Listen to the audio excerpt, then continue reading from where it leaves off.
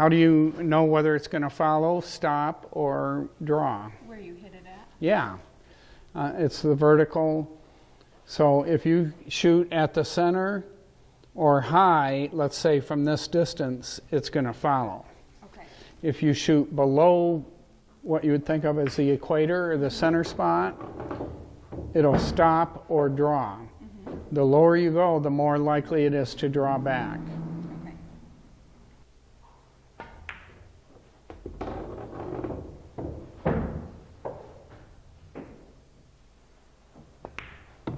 There you go. That was perfect. It didn't quite make it, but now I want you to stop it. Okay. And for that, you're going to be hitting below center at about the same speed you did before. That was good. You got some good slide on that.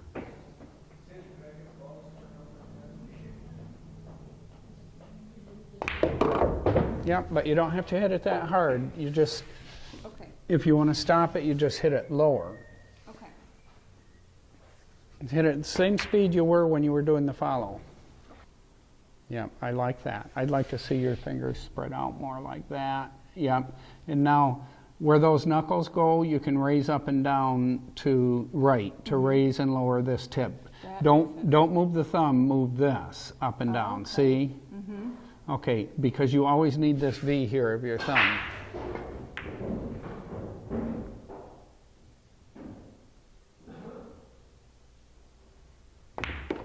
Yes. Now, you hit a little high on it because your tip came up a little bit. Yes. You keep wanting to put that thumb up there, don't you? This thumb? No, the other thumb. Yeah. You just love to have that thumb on top of there. Then I have to relax. Yes.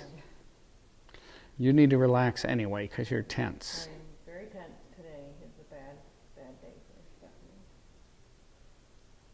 I'm all proud of myself. Okay, we're going to go back to Stephanie fundamentals. I was watching you the other day, and here's what happens. We walk through all these. Why don't you guys come over here so you'll be on camera? We walk through all these fundamentals, one step at a time, and go through all this and the whole routine, right? The pre-shot routine and the shot routine. And then when you're shooting pool with your pals, like Ron Bates, all of that goes away. And you start shooting again exactly like you did before you ever had a lesson, with maybe one thing added in.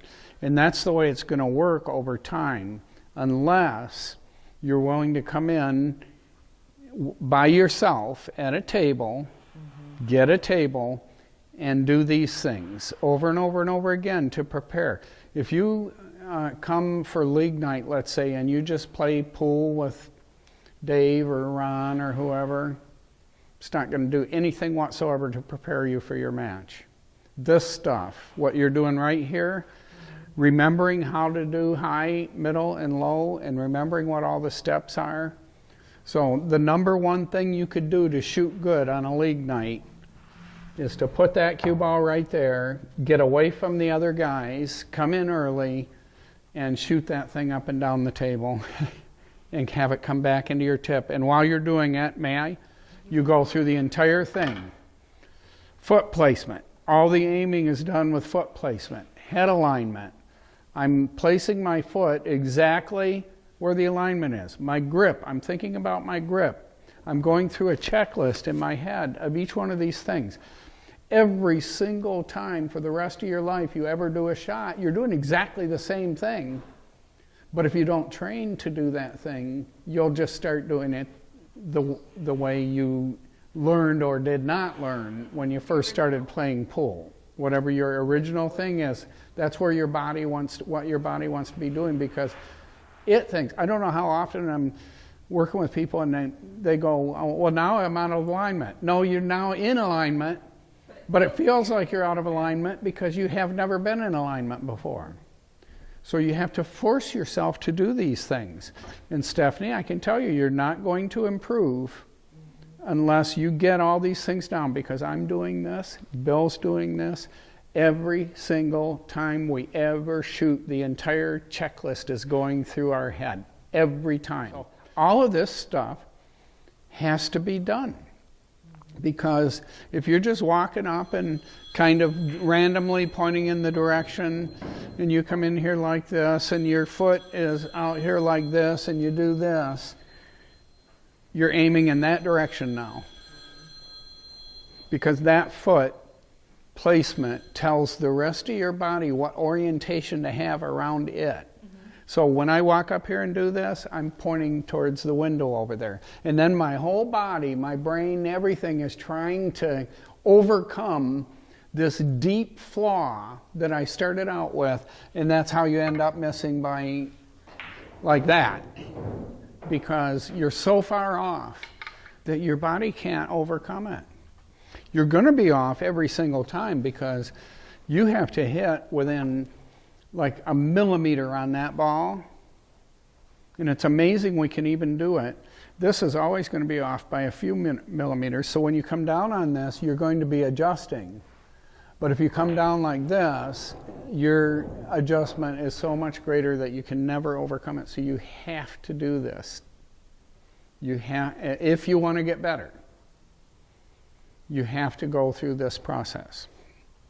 And this is the way you do it. You walk up to this ball, you get your distance set, you've practiced your grip, you know exactly where it goes on your stick, you place that foot, you get your head in alignment, you come down on it, you can turn that foot a little bit, you come down on this, you've got your head right in line with the stick, you're doing a couple of practice strokes, you're looking back and forth up to that point, 1, 2, 3, 1, 2, pause, 1, 2, 3, 4. See if it came back to your tip. See if it's there. There's not too much to that, is there?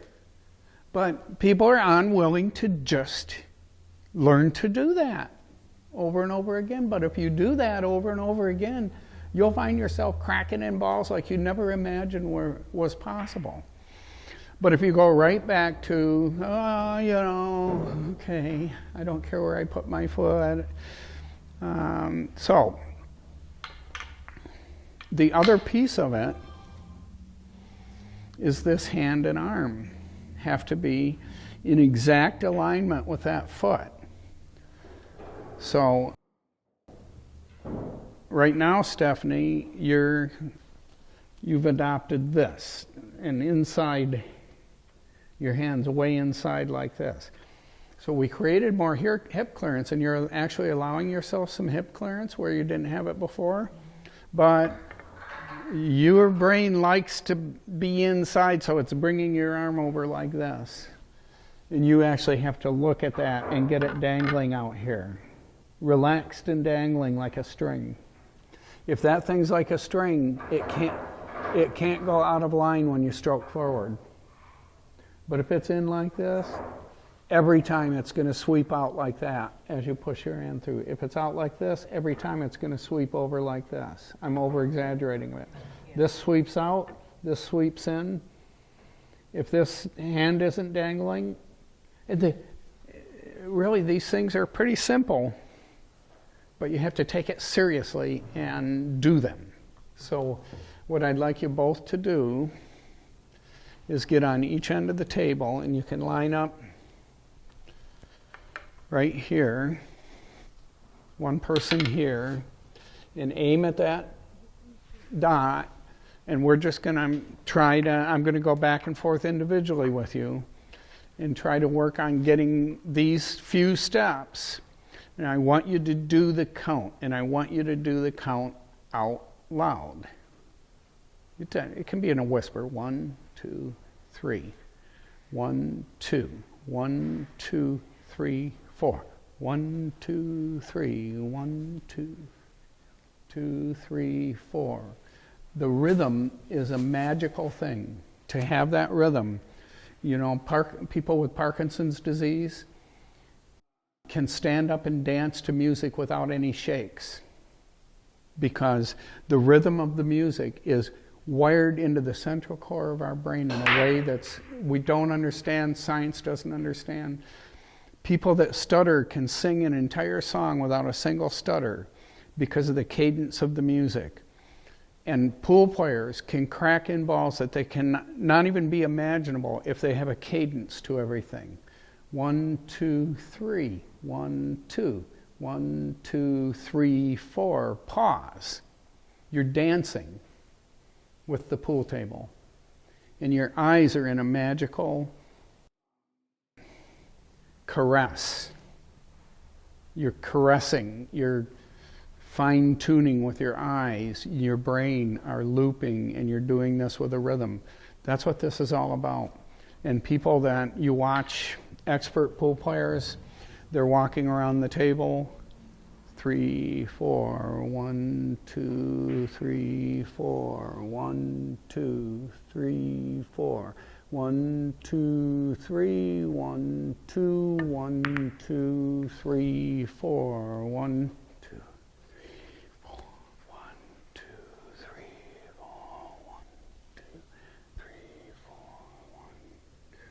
3, 4, 1, 2, 3, 1, 2, 1, 2, 3, 4. That's what they're doing. And if you can incorporate that into your pool, but you have to do it one step at a time. I used to do a lot of line dancing. You start out like this. 1, 2, 3. 1, 2, 3. 1, 2, 3. 1, 2, 3. 1, 2, 3, 4. You have to learn each set of steps, and then you put them in sequence. And it's the same with this. You have to take that seriously.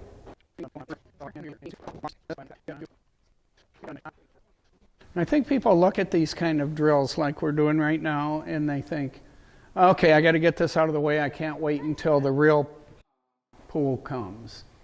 And this is the real pool. This is it. If you can do this, you can do everything on the table. Literally everything on the table.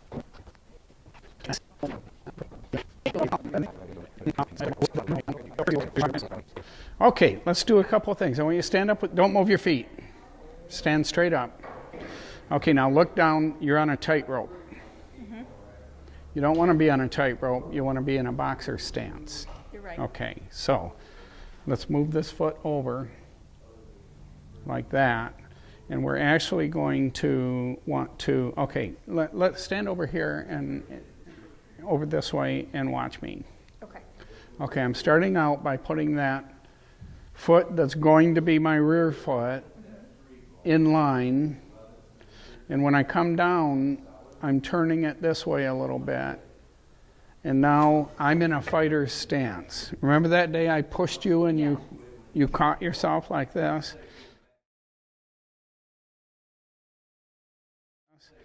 If you push me now, I don't have to do that. But if you're in line like this and this is the way you were, you can hardly even stay upright, let alone shoot straight when you're like that. So you want to be in a fighter stance like this so that if you're a right-hander, which you are, you're going to be able to throw your entire shoulder into that punch and not lose your balance. If I throw my shoulder into this, I'm going to lose my balance. Okay, and that's what I'm doing. I'm throwing my lower arm like a fighter, and I need to be in a good stance to do it. And then there's one more thing. We're going to put your hand placement. So go ahead and get in alignment. Let's set the right foot first.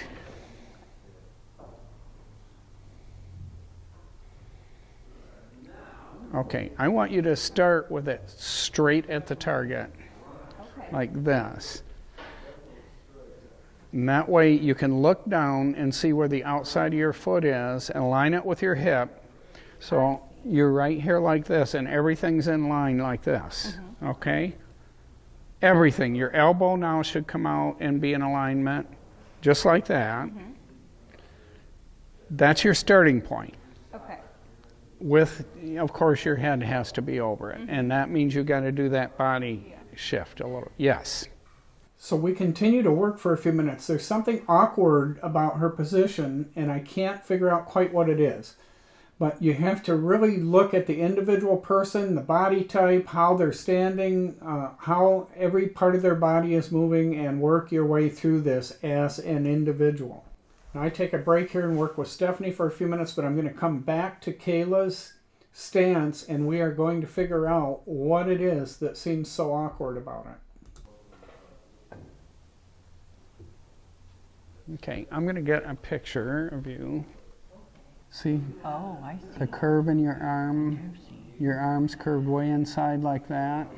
Yep, I gotta rotate my wrist. And then you've got your wrist rotated out like this. It should be dangling straight down here. Okay. That's what we want. And that means you got to relax. Everything's tense. You're like this. I have a stressful And you want to life. be like this, huh? I have a stressful life, Jim. Yeah, well, that's the beauty of pool. Now you can let it all out. I can let it out. You can absolutely relax. Okay.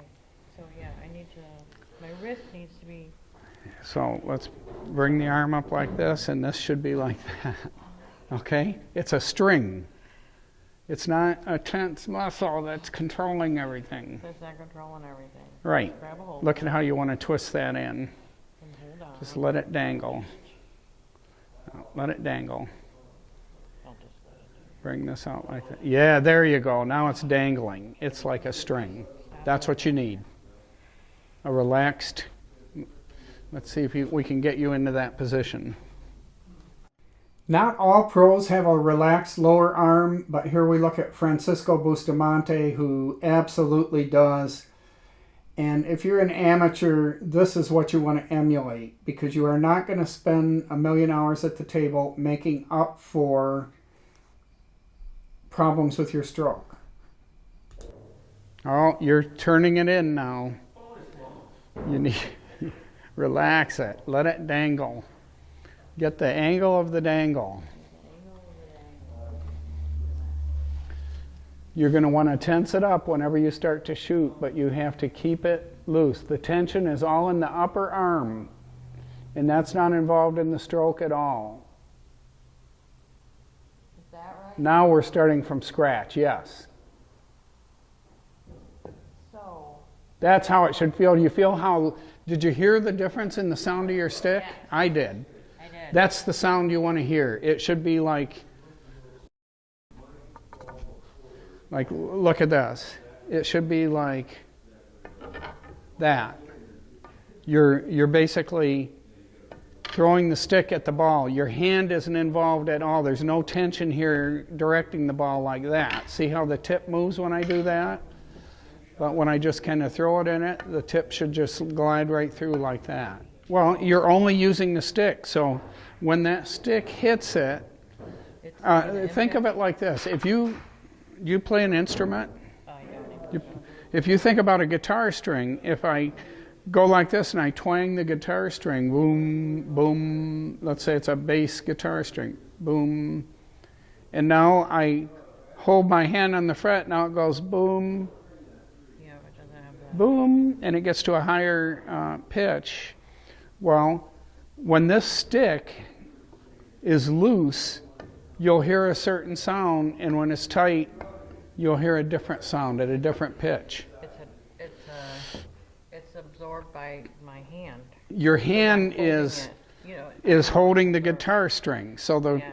vibration can't go all the way up the string. Yeah. You want this to be doing the work, not your hand. You know, my very- Your hand is just a thing that you propel the stick forward with, like this. Okay? It's loose, the grip's loose, everything's loose, so that when you hit that, it's only the weight of the stick that is hitting the ball, not the weight of your hand. There's tension in all this, because you have to hold the pendulum in place with that, but the pendulum itself is hanging loose. So now it's just swinging back and forth on this part, tension, yes. Relax all these muscles. Not these. Well, yeah, when you These are relax. holding everything up. That's holding everything up. This is loose. So that's working harder. Yeah. Think of bringing your elbow in like that. I want to see that, not this. Okay, that. Now your upper arm, if I run my finger along your upper arm, you feel that? It's right in line with the shot. Yeah. Okay, so we want that tucked in. And this out. This out, this in. Not the hand, the wrist. Hanging, yes. There you go, you got it now.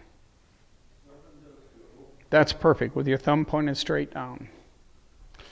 This is going to feel uncomfortable, but you have to do it if you want to get better, because you're contorted. Perfect. Perfect. Okay.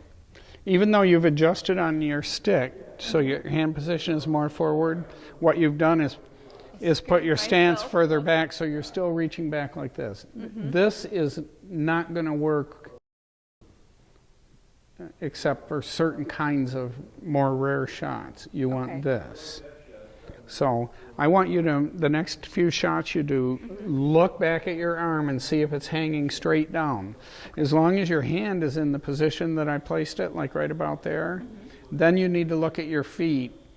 And if your hand is out like that, then you need to adjust your feet closer to the ball so that now when you bring your tip forward near the cue ball, it's like this. If you're back here, okay, stand over here, yeah. So let's think about this. I'm bringing my tip up, right, so that when my hand's next to my hip, my tip is right next to the cue ball, okay? Now when I come down, I want that to be hanging straight down like this. If you find yourself back like this, then you have to adjust your feet, because you're probably like this. And what I'm finding is you look like you're kind of forward and down on the ball. It feels that way. Yeah, and we gotta figure out a way to get past that, and it's not always clear what's causing it. So I think what's happening with you is you should start out like this. Remember we did that shuffling routine? You're going like this and coming up, and then coming down like that, and that makes your hand go back like that. Okay. I think you should, for the first period here, while you're getting all this down, is come all the way forward like that, get your tip about an inch away, and then it's just a simple step like that. And when you come down, your arm should be hanging straight. Okay? Let's try that. Oh, good. That's much better. It's still back a little bit, but so just stand back up and think about getting your feet just a little bit closer. So if you start out like that, make sure your tip is, come on over this way. Make sure your tip is right there. Now, when you come down, you're just stepping that foot forward a little bit. Now come straight down. Okay, now your hand is way back, so I don't know what's causing this. I'm going to take a picture. Don't move. Okay. So take a look at this. That's what I want. Okay. Whoops. Maybe. That's what I want, and that's where you are. There's a big difference there. See that angle backwards? It's not straight. We want this. I see. Now, we went way forward there, so your hand is away from your hip now. I also want it, maybe it's just your body type, that you're not able to have your hand next to your hip. I'm thinking your torso is, no, your hand is long. Your arms are long. Yeah. Your arms are long for your body. That's it. Oh my goodness. Look at her arm. Ha, I never noticed that, but let's see, where am I? Hey. Stephanie, hang your hand. Yeah, your arms are long for your body. Okay. It's always, You know, you have to look at these things for a long time to figure it out. Everybody's different. Everybody's different. Okay. So that means you can have your hand a little bit forward of your hip, I think. Okay. Yeah. So that rule about having it right next to the hip, Bring it up a little. maybe that's not going to, I'm not even sure this is it yet, But we're gonna figure it but out. we'll figure it out. Yeah. Okay. And once we get the proper position, then we'll want to use that every single time. You just don't want to let that wrist dangle, do you? It didn't feel right, and then I noticed. Right. When you get in the correct position, it's not going to feel right. Well, it's getting better, but it didn't feel like it did, so I knew something was wrong. So that's Yeah. why I looked. No, it's got to feel wrong for a while. Yes. Well, I mean, it felt. Okay, hang on. Don't move. Okay, here you are, Kayla. Again, that hand is back too far. So I am When, gonna have to put it. when you strike the cue ball, we want your hand, your lower arm to be dangling straight down. Yeah. So I think you're right. I think I may have to place it a little bit further forward. Spend another few minutes working on various things, taking pictures and so forth, and finally I think we figure out what it is she needs to do to improve her stance. Got it? Okay. This is what's been bothering me. Look where my chin is. It's behind that joint, right? Yes. Look where your chin is. It's 8 inches ahead of that joint. So am I leaning too far forward? This is a difficult problem. We need your chin to be at or behind that joint. Okay. See how much my weight is back on that back foot? And okay, that leg we don't want straight. We want that leg to be, and we're going to work with Stephanie on that too. Yeah, you've been holding that leg straight. I want you to just concentrate on putting your chin behind them. Let's think about that. Put your chin behind. That's right. So you have to distort your body to get your chin back far enough. And it's like the rifle sighting thing we talked about before. The further back you are on here, the better you can sight the direction of the cue stick. So this is much more of what we're after. Well, I was off there, but. No, that doesn't matter. Okay. Right now we're working on getting you contorted into the right position. So the thing you need to concentrate on is your chin. Think about your chin. Now your hand, right there, your arm was straight down. Right now it's straight down now. And now you're in proper position. That's it. Take your picture. Yeah.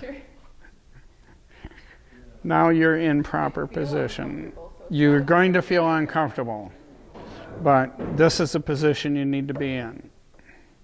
See how your arm's hanging straight down? That's critically important. Okay. And you're there now. It doesn't feel comfortable. It's not going to feel comfortable, but that's where you have to be. So when you're coming down, and your key thought has to be, when you're getting into your stance, I need my chin behind the joint, and that causes you to distort your body and get that arm hanging lower. And then if you're too far away, if your bridge is too long, if it's that long, you want it about 8 inches or so, then you have to concentrate on learning to put your foot placement a little closer. So that's what we're going to be doing.